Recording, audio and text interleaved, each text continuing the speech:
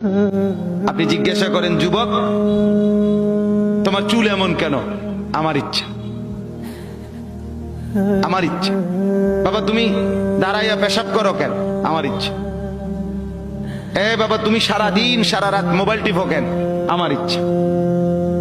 তুমি মেয়ের পিছনে ঘোরো কেন? আমার ইচ্ছা। সারা রাত উলঙ্গ ছবি দেখো কেন? আমার ইচ্ছা। তোমারে কখনো এক ওয়াক্ত মসজিদে নামাজ পড়তে দেখি না কেন? আমার ইচ্ছা, আমার ইচ্ছা। বাবা আপনি প্রত্যেক দিন ব্যবসায় ওজনে কম দেন, মিথ্যা বলতেছেন কেন? আমার ইচ্ছা, আমার ইচ্ছা, এটা আমার মন চাইছে। বোন আপনি পর্দা করেন না কেন? আপনি এরকম বেপর্দা চলেন কেন? আমার ইচ্ছা।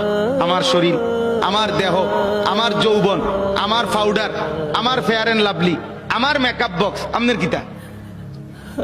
আসলে তো কথা আমার কিতা, কথা তো ঠিকই, সব তো আমনে রে। আমার ইচ্ছা, আমার রূপ, আমার যৌবন, আমার দেহ, আমার শরীর, আমি রাস্তায় দেখাই নলে বাজারে দেখাই, মার্কেটে দেখাই নলে রেস্তোরাঁয় দেখাই, আমি জওয়ানকে দেখাই নলে বুড়াকে দেখাই, আপনার সমস্যা কি?